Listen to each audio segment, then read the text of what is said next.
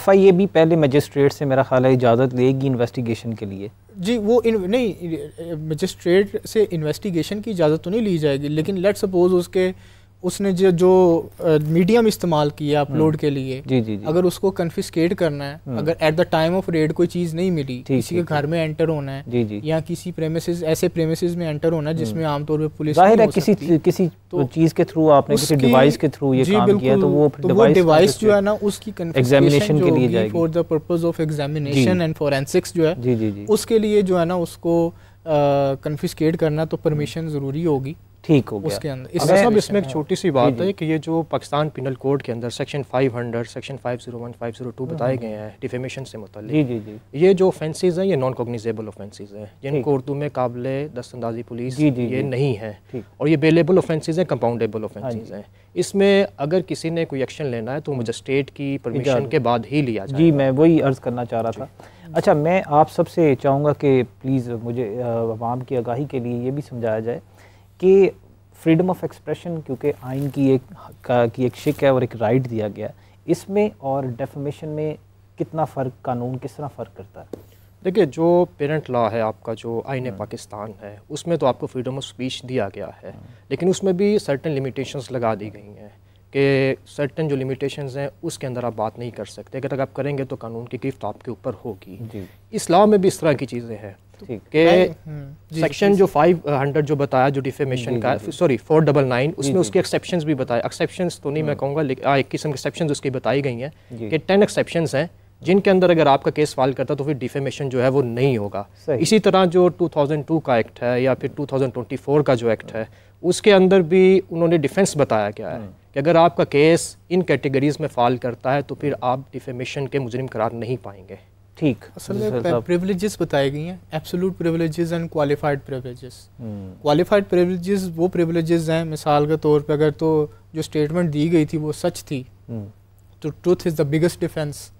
इसी तरीके से हमने जब हम देखते हैं किसी इंडिविजुअल के खिलाफ अगर कोई मतलब किसी ऐसी जगह पर बैठकर हम कोई ऐसी बात को अपना ओपिनियन दे देते हैं तो क्या उसको ओपिनियन तस्वर किया जाएगा या डेफेमेशन तस्वर किया जाएगा? देखें दो चीज़ों के दरमियान अगर तो आप कोई फैक्चुअल बात कर रहे हैं कि मिसाल के तौर पे इस फलां XYZ ने फलां वक्त में फलां काम किया था तो ये ओपिनियन तो नहीं हो सकता ना, ये तो आप कर रहे हैं असर्शन ऑफ फैक्ट, तो ये फिर आप डिफेंस नहीं ले सकते। सही। लेकिन अगर आप कहते हैं जी कि वो जो जजमेंट दी गई थी या वो जो काम किया गया था, मेरा ख्याल है कि अगर इसकी बजाय ए की बजाय अगर ये बी तरीके से कर लिया जाता तो ज़्यादा बेहतर था, तो it's an matter of opinion, यहाँ पे कोई असर्शन ऑफ फैक्ट नहीं आ रही तो it can act as a defence. लेकिन क्योंकि ये क्वालिफाइड प्रिविलेजेस हैं तो इसके अंदर क्वालिफाइड और एब्सोल्यूट में फ़र्क ये है कि जो तो चीज़ एब्सोल्यूट क्या है कि जो स्टैट्यूट के ज़रिए से या किसी जुडिशल ऑर्डर के ज़रिए से आती है उसके अगेंस्ट तो कोई डेफेमेशन में हम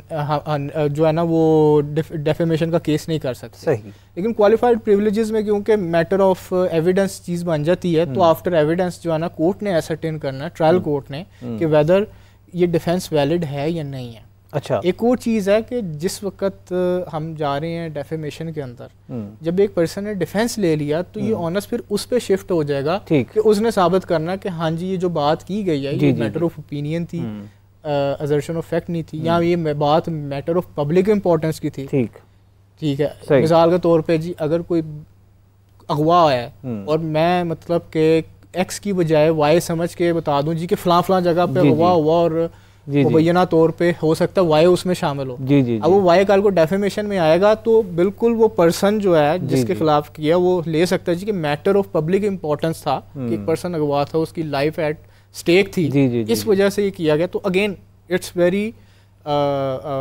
एविडेंस बेस्ड, एविडेंस से जो भी आएगी चीज़ वो साबित करनी होगी पार्टी। अच्छा कुरैशी साहब प्लीज़ ये बताइएगा कि जैसे सुहेल साहब ने बताया, एक डिटेल में बताया कि ये कैसे क्या क्या चीज़ें डेफेमेशन में फॉल होंगी, ये भी बताइएगा कि अगर आप ऐसे किसी लिटिगेशन में जाना चाहते हैं और कोई शख्स समझता है कि मुझे डीफेम करने की कोशिश की है या मेरी इज़्ज़त स्टेक पर है या इज़्ज़त नफ्स को मजरूह करने की कोशिश की है, तो वो किस तरह की एविडेंस कलेक्ट करेगा जिसके थ्रू वो लिटिगेशन में कामयाब हो सके?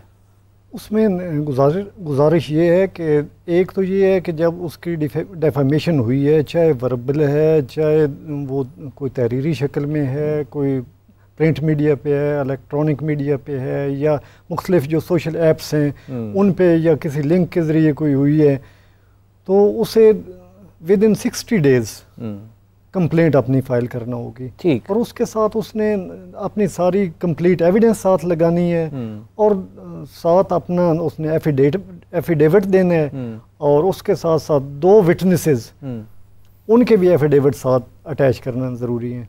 उसके ऊपर जो है वो ट्रिब्यूनल जो है वो कंस्टिट्यूट किए जाएंगे, जो नया एक्ट आया है उसके मुताबिक। Punjab defamation act. यहाँ पे एक चीज़ माजरत क्योंकि वो जेन से स्किप कर जाएगी, जहाँ तक बात है ना डेफेमेशन ऑर्डिनेंस 2002 में, उसमें एक कंडीशन प्रेसिडेंट है कि आपने लीगल नोटिस सर्व करना है with in 60 days. Without that आप डेफेमेशन का केस फाइल नहीं कर सकते। जो पंजाब एक्ट है 2024 का, उसके अंदर जो है ना वो ये कंडीशन जो है ना वो निकाल दी गई है।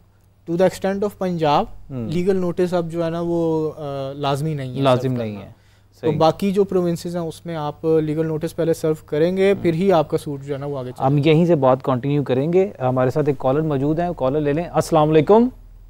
अस्सलामुअलैकुम, मेरा नाम नीलम है और मैं इस्लामाबाद से बात कर रही हूँ। मेरा एक छोटा सा बिजनेस है सेटअप, ऑनलाइन मैंने शुरू किया है क्लोथिंग का। अब पिछले कुछ 2-3 महीने से कुछ ऐसे लोग हैं जो राइवल भी हैं या शायद मेरे दोस्त ही हैं, वो इस तरह के नेगेटिव कमेंट्स करें जिसकी वजह से मेरी जो रेटिंग है फेसबुक पे और बाकी सोशल मीडिया पे वो डाउन जा रही है, जिसकी वजह से मुझे लॉस भी हो रहा है। तो मुझे बताएं कि मैं डेफेमेशन का किस तरह से केस उनके खिलाफ कर सकती हूँ। पहला तो पीका एक्ट है ना, जिसके तहत सेक्शन 20 के तहत वही जो अभी प्रोसीजर बताया है कि एप्लीकेशन फाइल करें, ये तो है क्रिमिनल रेमेडी। और अगर आप पंजाब में यहाँ पर अगर आप पंजाब में हैं पंजाब में है तो फिर वो जो डेफेमेशन एक्ट है 2024 का उसके थ्रू भी आप जा सकते हैं फिल वक्त। लेकिन मैं इसको थोड़ा सा एक्सप्लेन कर दूं। देखें, आप जब एज ए साइल जब पूछते हैं तो आप क्या चाहते हैं? आप अपनी रेपुटेशन या उन डैमेजेस की रिकवरी चाहते हैं या फिर क्रिमिनल लिटिगेशन सजा दिलवाना चाहते हैं? अगर तो सजा दिलवाना चाहते हैं तो फिर तो रेमेडी जो है ना वो यही है कि आप सेक्शन 20 ऑफ पीका के तहत जो है ना वो उसके खिलाफ केस फाइल करें जिसमें उसको जो है ना वो सज़ा दिलवाएं। और दूसरा, अगर आप अपनी बिजनेस की, क्योंकि नुकसान की भी बात की गई है, तो जब नुकसान की बात की जा रही है तो फिर वहाँ पर आपको केस फाइल करना होगा बिफोर सेशन कोर्ट या जो अब ट्राइब्यूनल बनेगा। मतलब ये कि अगर आप ये समझते हैं कि आपको मेंटली नुकसान ऐसा हुआ है या ऐसा कोई डैमेज हुआ है कि जिस पर आप उसको हर्जाने की तरफ लेकर जाना चाहते हैं, तो फिर आपको लिंक करना पड़ेगा उसके साथ कि आपको क्या नुकसान हुआ। मेंटल एगनी जो है ना, ये एक ऐसा क्वेश्चन है in general in tort law कि इसके अंदर जो क्वांटम इसका डिटरमिन करना है ना, दैट इज़ वेरी डिफ़िकल्ट। ठीक, यानी कि अगर आप बात करें कि जी मुझे ज़हनी तौर पे कोफ्त हुई है तो उसकी क्या क्वांटम होगी, ये बहुत कोर्ट्स आर वेरी रिलेक्टेंट।